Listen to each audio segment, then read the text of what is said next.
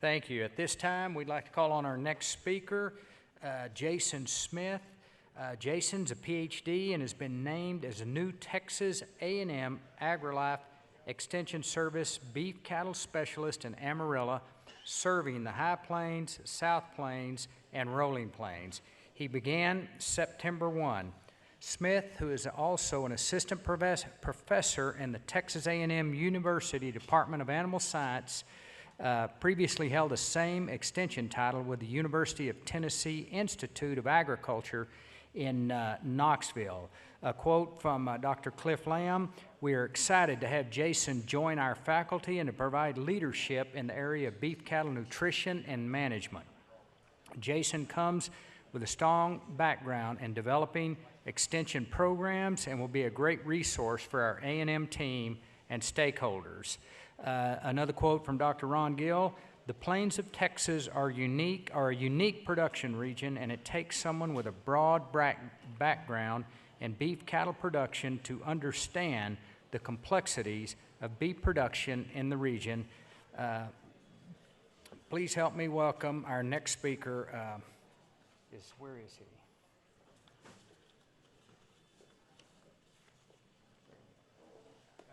Thank you, sir.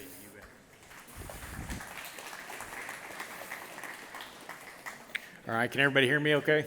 Excellent, excellent. I better stay away from that speaker. Well, certainly appreciate the opportunity to be here and visit with you all today. I want to first and foremost extend my gratitude to Andy as well as the rest of the committee for allowing me to partake in the conference and talk to you about a subject that's pretty near and dear to my heart. I heard a lot of really good information over the past almost day and a half now. Those of you that are considering AI, listen up, okay? We're going to talk about nutrition. I'm a nutritionist by training. We're going to talk about the value of reproduction to an extent, but if we want those programs to be successful, nutrition is going to be key, okay? As it relates to this specific conference and this idea of restoring the roots, think about the foundation of our cattle enterprise on the ranch. Nutrition is pretty darn important, okay? If we think about that forage base, that's its value, and in that part of the production system is contributing nutrients. And so really I want to take a little different approach than is often taken in this regard and talk about how we might be able to focus on restoring the roots from a nutritional management perspective. So start off just talking a little bit about nutrition. You know, I'm a nutritionist by training. I get excited about nutrition. Most people that's not the case for don't get terribly excited about nutrition. So we're going to talk about why it's important, what role it plays in the ranch from the cattle perspective, talk a little bit about nutrient requirements, and then really focus on some specific strategies or considerations for trying to strike this profitable balance between inputs and outputs, okay? So happens a large portion of that input component is indeed nutrition. We'll talk some about methods. We'll talk about economics, okay? So nutrition, why is it important? So if we think about an animal's phenotype, anything we observe or see in that animal, anything we'd measure, these things that drive value in that animal, that is a direct consequence of an interaction between that animal's genetics and its environment. Nutrition makes up the vast majority of that environmental component, okay? For a lot of us, that may be fairly extensive grazing type environment, but nonetheless, it's critically important, and this interaction between nutrients and genes are what influence all these things that wind up coming together to create value in cattle. We can talk about growth and development. We can talk about health. We can talk about beef composition and product quality.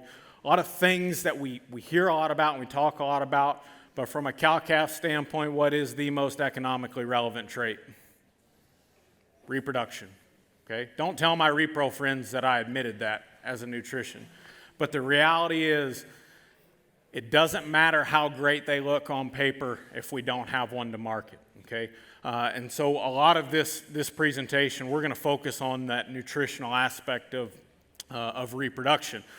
And so as we think about those of you that are considering that excellent offer that was up on the table, and I'm a huge proponent and fan of utilizing artificial insemination, if we don't have nutrition in line, we're setting ourselves up for failure at those. So I highly, highly encourage you to focus on that in those programs. And that's not just unique to those of you that are going to be giving that a try. That's true for everyone to some extent that's sitting in this room. So getting back to this idea of restoring the roots and how nutritional management plays into that, if we think about our nutrition program, our feeding management programs, the first question I or another nutritionist is going to ask you is, what's the foundation of your program? Okay? And so it may look very different for a lot of you that are sitting in this room, okay? But I think that's an important question that we ask ourselves if we think about critically evaluating, refining, revising, or potentially even redefining our nutrition program. Is what is the basis? Where do we start at? For almost all of us, unless we're running cattle in a dry lot, that's going to be forages, okay? And so then anything that we do, we're talking about protein and energy supplementation, we're talking about mineral and vitamin supplementation, should theoretically revolve around that base, around that foundation, around the roots of that ranching operation, okay? And so if we want to be as strategic as possible when we're doing these things, they need to be dependent upon what that foundation is, okay? And we're going to talk about a lot of things and a lot of aspects of nutrition over the next 40 minutes or so. The thing I would encourage you to do is this is not one size fits all. I'm not here to tell you what all anybody's doing wrong or what everyone needs to do. But I will be successful this afternoon or this morning if you can walk away from this presentation with at least one thing to critically think about in your operation that may be an opportunity for you to improve, okay? Nutrient requirements are a critically important component of this whole nutrition equation, okay? We've got to have a pretty decent understanding of what that animal's requirements are if not only we're going to try and meet them, but we're going to try and meet them as strategically and as economically as possible, okay? These are some numbers. Don't get lost in the numbers for growing cattle, but there's a couple concepts here that I really wanted to use these numbers to point out, okay? We talk about nutrients as percentages. The reality is animals require amounts of nutrients. And so it doesn't matter if we have the best quality stuff in the world to feed them. If they're not consuming enough of it, it doesn't matter, okay? So animals require an amount of nutrients, but there are a couple things here that are a little different than we often hear about or think about. So cattle actually become a little bit more efficient from a metabolic standpoint the larger they get. Now, I'm not telling you that huge cows are necessarily better. That's not where I'm going with that.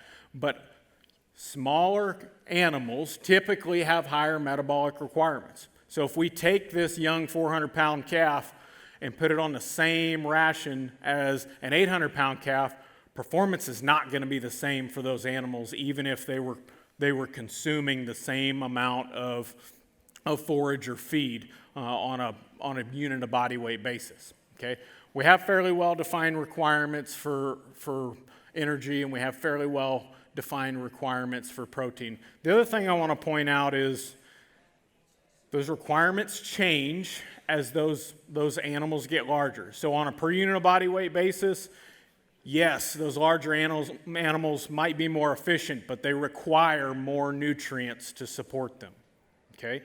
The other aspect of that is as we ask that animal to perform at a higher level, its requirements go up. It takes nutrients to drive that performance, okay? And it doesn't just take one nutrient. We'll talk about that here. So what's the nutrient we think about when we think about supplementing cattle? We think about trying to change performance. For most of us, what is that? It's protein, right? That's generally what we're talking about. That's generally, if I have a producer that I'm working with on an issue, that's the first thing you bring up. Well, here's the amount of protein that's in the cake that I'm feeding. Okay? The thing we need to understand from a nutrient standpoint as it relates to beef cattle productivity is that protein is not the end-all be-all. Okay? Doesn't mean protein's not important, okay, because it is. But if we want to change performance and productivity of cattle, energy is how we do that. Okay? The flip side of that equation is that we have to provide enough protein to support that energy-dependent level of production, whatever that may be. Okay? So we can start limiting things by protein deficits. But if we start overfeeding protein, feeding more than they require, it doesn't give us any kind of performance or productivity boost. They actually just burn it as energy, and they do it in a really inefficient and a really expensive way. Okay, so I would encourage you to not underestimate the value of energy. Now, one of the things I mentioned is that cattle require an amount of nutrients, okay, not just as a percentage, okay? And so one of the questions that I think we need to have in the back of our mind is can they eat enough? What does forage consumption look like? Because if we were to look at a textbook tells us cattle consume 2% of their body weight in dry matter. Well, this graph, and this is just one way of looking at intake, one of the many factors that contributes to forage intake. That might be true for pretty darn good quality stuff. But if we look at low quality forages, far from it. So not only do we have this issue that forage is lower in nutrient content, that animal physically can only consume less of it. We typically think, well, if it's lower quality, a cow's just going to consume more, right, to meet her needs.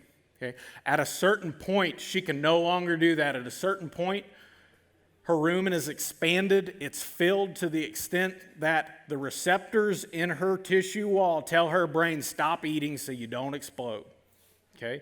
And so intake plays a critical role in this. And so this is just some data from a former graduate student of mine's research where we looked at one factor that contributes to forage intake, and this was forage protein content. If we plotted forage energy content, the line's going to look very similar. If we plotted forage digestibility, the line looks very similar. Okay? There are a lot of factors that contribute to this, but because we think of things on a protein basis, I thought this would be a good way to display that. At a certain point, there is no additional return in intake. So at a certain nutrient content and nutrient quality, that animal can no longer consume more or a higher amount of that forage, okay? Please don't be intimidated by the graph. I know there's a lot of bars, there's a lot of stuff going on there. But what I've done is I've taken a cow in her hopefully productive year, okay, and plotted her nutrient requirements across that productive year. And so I used a 1,300-pound cow. We always talk about this mythical 1,000-pound body condition score 5 cow. Very few of them actually exist. A lot of those that we think are those 1,000, 1,100-pound cows, this is her on paper. Okay, at an ideal state of body condition, she's probably going to be about 1,200 to 1,300 pounds. But what I've done is I've taken, and these are energy requirements. The next slide is protein requirements. You see, in terms of a trend, the concept is the same, but what I've done is I plotted her requirements across on a monthly basis across her productive year, if she's calving once every calendar year, okay? This is energy. Again, the next slide is protein. So we've got months since calving on the horizontal axis, and we've got her nutrient requirement and an amount on the vertical axis, okay? So we've got her different needs split out here. So she uses some nutrient to maintain herself, so just so that she can stand there and look at us, okay? She's going to use a portion of what she consumes for lactation for a part of the year, and she's going to use a portion of what she consumes to support that pregnancy for the year. And I've taken all of those, which are those individual bars, and then summed them up as this line at the top of the screen, okay?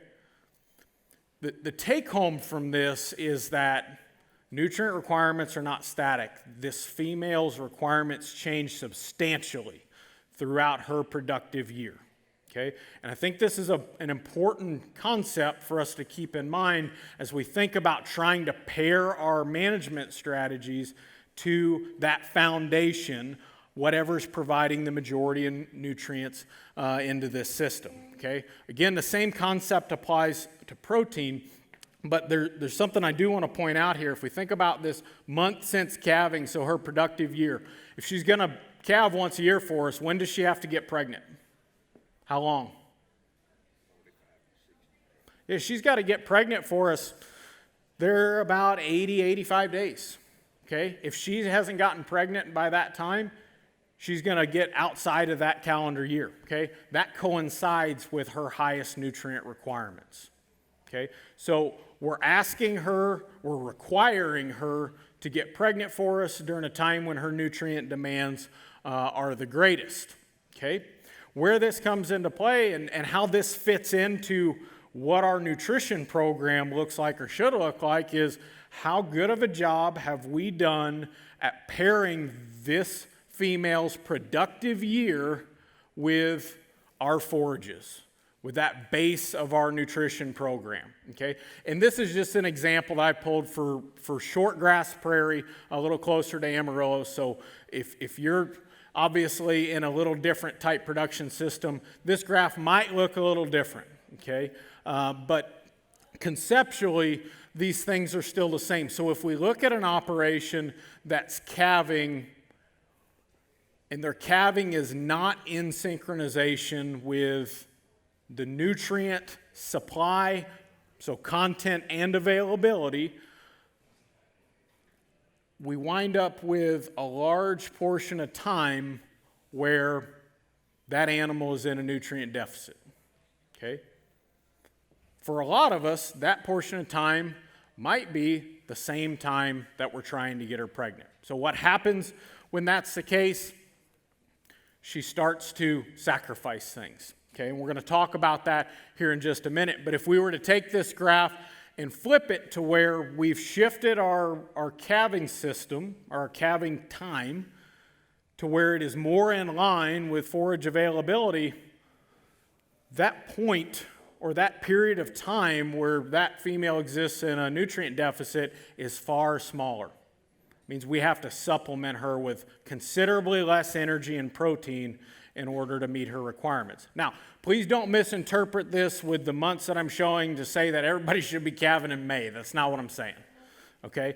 But I think we need to consider these concepts and determine or evaluate if we are indeed in synchronization from a management standpoint with the base of our nutrition program, okay? So what happens when we aren't able to meet her needs is she takes this list of nutrient partitioning, really just prioritization. And this is a couple page long list that I've refined down to the meat and potatoes, okay? As we move down the list, we get to less prioritization by that animal, okay? What she does when we're not meeting her needs is she takes an axe to this list, she starts at the bottom and she starts working her way up. What's at the bottom of the list? Repro. It's the first thing to go when we're not meeting her requirements, okay? So if we do have that disparity or that lack of synchronization and we're not able to supplement that female to meet her needs, she doesn't have enough condition to fill the void, we find ourselves in a situation where repro suffers, okay? This is where body condition comes into play. Okay? Body condition at the end of the day is going to serve as that female's insurance from a reproductive standpoint. Okay? If we are not able, if that environment is not meeting her requirements, hopefully she's got some reserve in her body that she can pull from to fill the void. If not, we've got some serious issues from a productivity standpoint in that female. Okay? That excess condition is going to help to make sure that she starts cycling again soon enough to where she gets pregnant within the amount of time that we need her to. Okay, so looking at some of those numbers, I don't want to spend too much time talking about the detail because I do know that I'm the only thing standing between you all and lunch. That postpartum interval to return to estrus, so the amount of time that it takes for her to start cycling again after she has calved, is substantially longer for poor condition cows. If we think about the amount of time that we have to get her pregnant, if she's going to calve for us once a year, what do we say? We're in the low 80s, okay? 82 days. If there's 365 days in a calendar year and she's got a 283-day gestation, we've got 83 days, okay?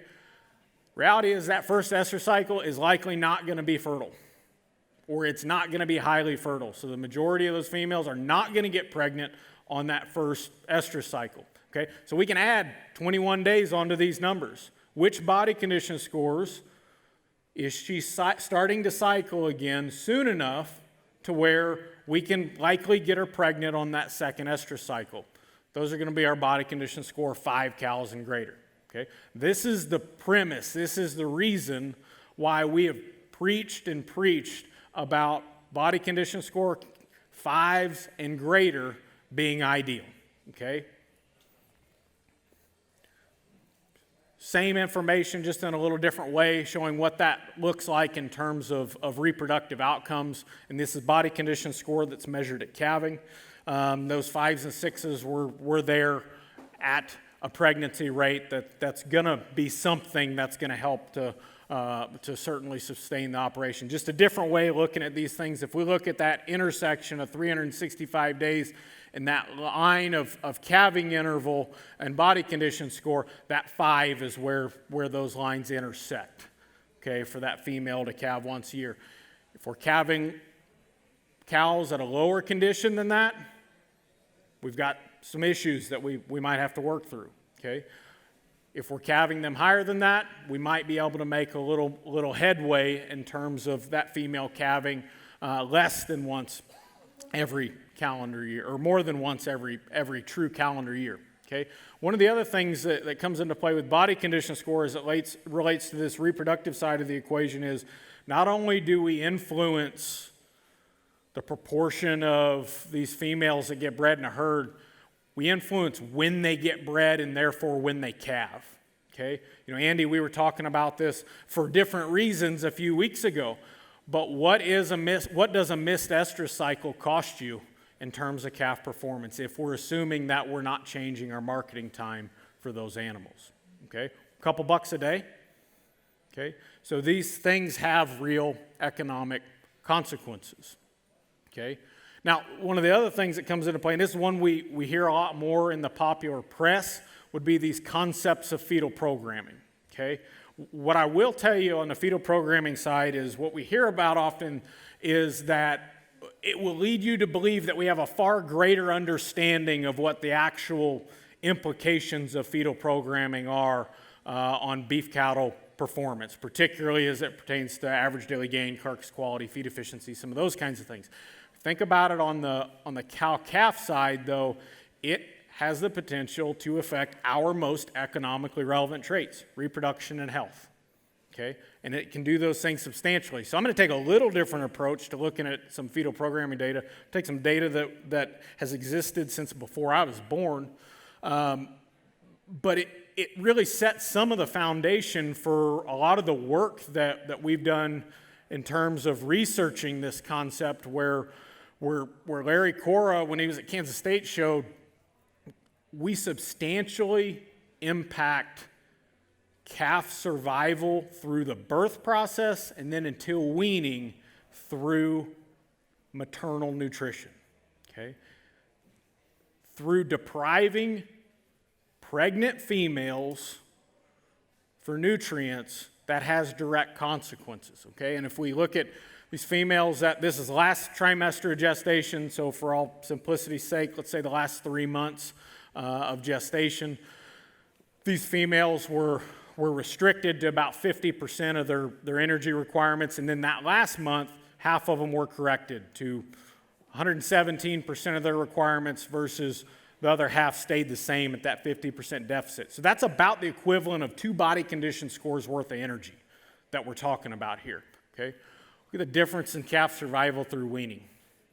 If you have a major issue with calf survival through weaning on your ranch, nutrition is probably something that you need to take a long, hard look at, Okay? It is a major contributor. We'd expect a lot of that to be a function of colostrum quality and quantity, not giving calves the opportunity to be successful from the get-go. Okay? I know those numbers are small. The other aspect of that equation that I think we often don't talk about as much, but is arguably the most impactful economically on the cow-calf side, is reproduction. So one of the things that we impact is fertility of those heifers that were born to cows that were deprived of nutrients during gestation. Okay? And this is some work out of University of Nebraska that has shown that we substantially increase fertility as defined by pregnancy rate within whatever that defined breeding season was, but also the proportion of females that calve in the first 21 days of the calving season. Probably one of the best indicators that we have of lifetime productivity of a female. Okay? So I spent a bunch of time talking about body condition and nutrition. So what are our general rule of thumbs? I think first and foremost, one of the things we need to think about and keep in the back of our mind is that skinny cows generally do not equate to less calving difficulty. Okay? There is a fear of feeding and overfeeding pregnant cows. Unless we get to the extent to where we make those cows physically obese, we typically do not drive changes in body weight to the extent that they cause calving difficulty, with the exception of a few situations here and there, winter storms being examples of those. Okay, so what's our ideal? Our ideal body condition score at calving for our mature cows is going to be greater than or equal to a 5. Okay, we need to be somewhere north of 5 and probably south of 8. If we're within that range, we're probably not going to have to worry about any problems from a calving difficulty standpoint, and we're going to be doing what we need to from an energy reserve standpoint to give that cow the opportunity to be successful for us. Don't forget the heifers. Okay, heifers probably need to be at least a condition score greater than the cows. We'll talk about why that's the case here in a moment.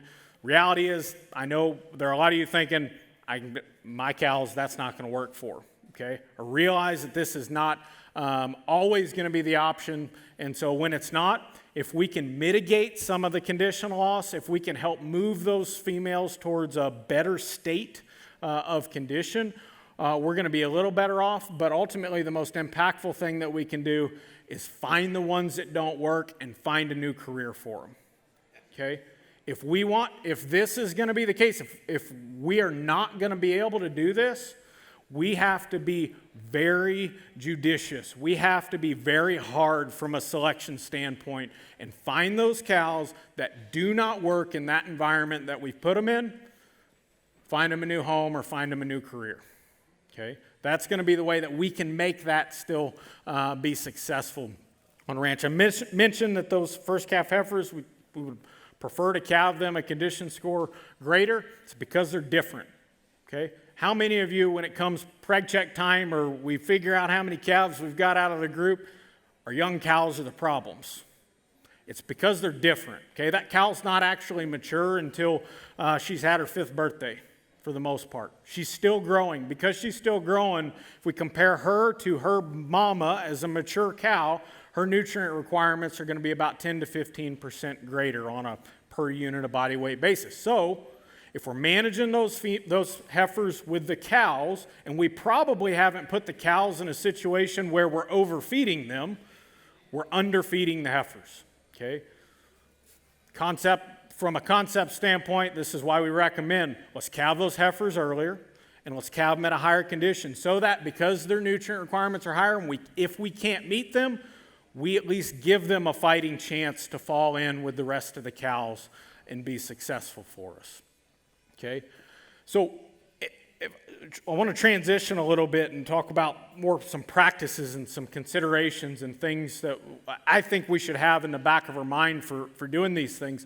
And so I've talked a lot about forages being the base of the operation for a lot of us and the value that plays. The reason we do that is they're typically our most economical means of feeding cattle, right? if we're talking about range-based, pasture-based production. Reality is they're typically not always going to do that. In some situations they might, especially if we've done a good job at pairing our productive year with our forage year, so to speak. But the reality is they won't always meet protein and energy and mineral and vitamin requirements on their own. From a supplementation standpoint, if we have a good understanding of what those things look like, we can be strategic in identifying and using complementary supplemental feedstuffs to fill whatever void is left by the forage base. Okay, so feeding something that's actually going to provide enough nutrient, feeding it at a level that makes that nutrient composition actually have an impact in the animal, and keeping it in a form, if you're here in the panhandle, that it's not just going to blow away in the wind. As we think about sorting through the options, we can talk about a lot of bells and whistles, and we can talk about different aspects of evaluating feedstuffs. To me, there are 5 things that we need to keep in mind, or at least this is the list that I use to start sorting through feedstuffs for an operation. First and foremost, what's available to you, because if it's not available to you, if it's not an option, we don't need to talk about it. Okay, so what's available to you? From there, of those options, are they actually a viable fit for this supplementation situation, which might be different this year than it was last year, might be different next year than it was this year, okay? Do those options provide any additional expense or lead to any savings in time, labor, storage, waste, any of those things? Do they add value in different ways? Do they act as a vehicle of delivery for something that you want to deliver to cattle? I see a number of those things that I'd be referencing there around the room right now that are represented by the sponsors. Okay, and then from there, once we've pared that list down, what of those that remain is the most economical means of filling that nutrient void? Okay, not all feeds are created equally. Okay. Nutrient cost is probably the best way that we can evaluate those. We can take apples and oranges and actually evaluate them on a level playing field. Okay, this information's on the jump drive, so I'm not going to spend too much time going through this. But what I do want to point out in a minute is a tool that we've developed that you should be able to use to help you make some of those nutrient costs, so dollars per unit of nutrient-based decisions. But I do want to show you a real comparison. So we've got a scenario here where we've got 2 different options of the same cube, okay, or the same supplemental feed stuff that are quite different in price, okay? On the feed tag, they're the same in terms of protein content. Which one of those are y'all going to pick? Probably the same one. If this is the only information I have, that I'm going to pick. I'm going to pick option A. Why? Because it's cheaper, right? Cheaper rarely means more economical, okay? You've heard that in various ways in a number of different presentations yesterday and today, okay? The difference that I found out about these 2 real options in about a 5-minute phone call is a considerable amount of energy, okay? And so if we take this scenario where we're trying to fill an energy and a protein void with this option, and let's say in this scenario we're supplementing 100 cows for a 90-day period of time, and I calculate what I have to feed each of those cows to meet both their protein and their energy needs for those 2 options, guess what? That more expensive option is now more economical because it costs less for us to provide that level of nutrient that we needed to because we can feed it at a lower rate.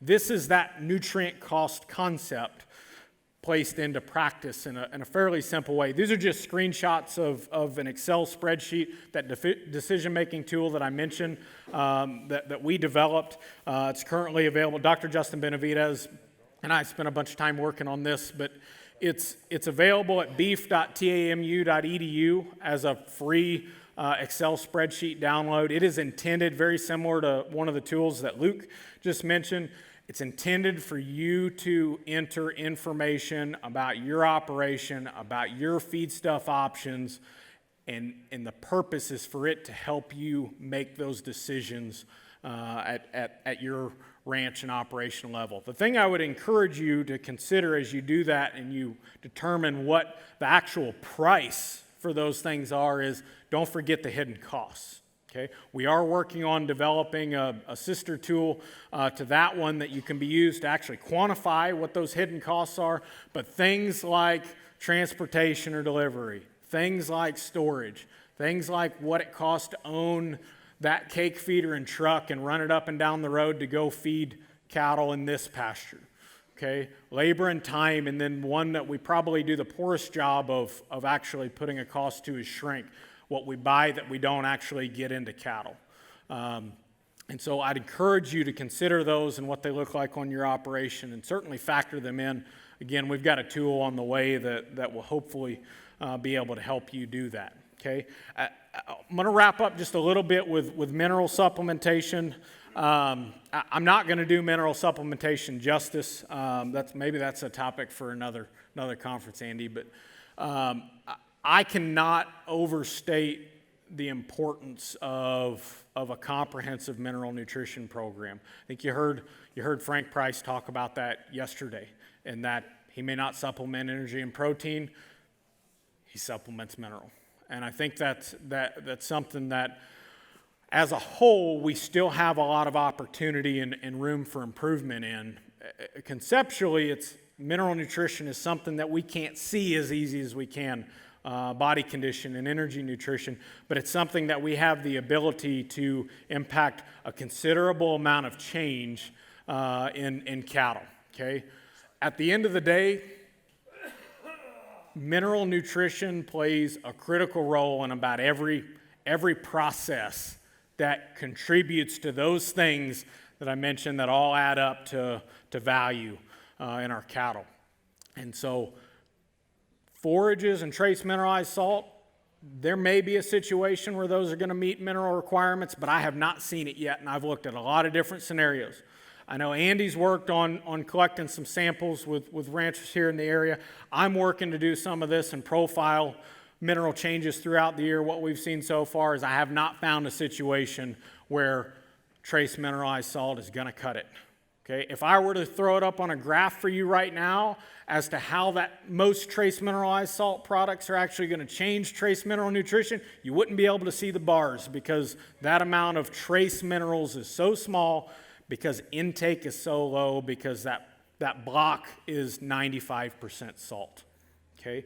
And so I'm a huge proponent of a good quality, comprehensive, complete mineral nutrition program. For a lot of you, that may be a free choice mineral nutrition program. For a lot of you, that may be an add-in to some other aspect of your supplementation program.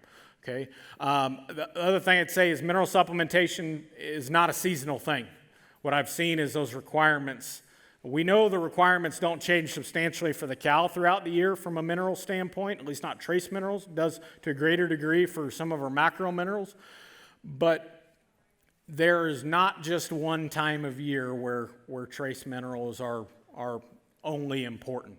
Yes, there's certain times of the year where we can run into some pretty expensive oopses if we make a mistake from a mineral nutrition standpoint, but there are key processes happening at all times throughout that year where that aspect of nutrition is going to be key. I would warn you and caution you against buffet-style mineral nutrition programs. The reason I have that bullet point in here is that's the most common question I get about mineral nutrition. And the reason for that is there's only one or two of those mineral ingredients that cattle seem to do a decent job of regulating their consumption of. All the others, they don't like the taste of, they don't eat them. We can make the argument, if we're talking about selenium-based ingredients, this can become illegal pretty quickly because of some of the federal regulations on how we feed selenium. Okay, so I would encourage you to avoid that. Mineral nutrition is not a one-size-fits-all program. I think there are a lot of people here that if you don't have a comprehensive mineral nutrition program, that would certainly be willing to help you out in that regard. One of the things that we do have to consider is whatever on the feed tag doesn't do us any good if they don't consume it. Okay, and that's probably one of the bigger issues that I run into with mineral programs is it's only going to do them good if they consume it. We've got to find ways of doing that. Some formulations cattle just aren't going to consume. Those tend to be more economy type formulations for the most part, but there are a lot of things that we can do to adjust consumption. I'd also encourage you not to cut mineral with salt to reduce consumption unless that's something that you're specifically being recommended to do by your nutrition. When you've done that, you've taken that product that had a fairly complete formulation and you've changed it. Okay? If cattle are over consuming mineral, let's move the mineral feeder. 9 out of 10 situations, we can get mineral intake to where we need it if it's a product that they're going to consume just by relocating our mineral feeder and maybe doing a few other things. Okay, and the point that I want to end on is ask yourself, the other question I always get about mineral nutrition is I've got these two products. They look really similar, but there's a few things that are different, but I can save $3 a bag going with this one. Ask yourself, is saving a couple bucks a bag for a potentially lower quality product worth the risk? Is that going to be a responsible decision? Okay, and so if we think about, this is calculated for a 4 ounce per head per day consumption mineral. These numbers would be cut in half for a 2 ounce per head per day, so a 1/4 pound per day versus an 1/8 pound per day. That'll cover most of our complete mineral products. If we look at 3 different price points, $23, $20, and $17 for a 50-pound bag, that's what that mineral product's going to cost us just in terms of mineral price throughout that year for a cow. Okay, that $3 per bag difference equates to a little less than $5.50 per cow. If we extrapolate that across 100 cow head, that's $548. If we made the switch to a lower quality product to save $3 a bag and one of those 100 cows comes up open, was this a responsible decision? Probably not, okay? And so I'd encourage you to consider some of those things. Looks like we're going to be on time for lunch. A couple take-home points from this, just we need to recognize that if we don't meet nutrient requirements, there are consequences to that. Okay, so I'd encourage you to focus on managing body condition and meeting requirements to achieve whatever level of productivity is going to be optimal for your operation. And that is typically not maximum. Okay, maximum is often doable, but very expensive. And so we need to identify what that is on the operation, and that's certainly not a one-size-fits-all, but I encourage you as you're doing those things to do those in the most economical way possible. As you're looking to cut costs, make sure that the benefit outweighs the risk. And with that, if we've got time, I'd certainly entertain any questions. And again, just want to thank you all for the opportunity to be here and visit with you today. Oh, thank you. Let's see. Any questions? I'm going to set this right here. Any questions? We got one right here. Yes, sir. Yeah. So just for anybody that didn't hear that and to capture it for those that might be online. So the question is, for chelated or other quote-unquote organic type trace minerals, are they different in terms of how they're made and what happens in the animal? So in terms of how they're made, they're certainly different from a structural standpoint.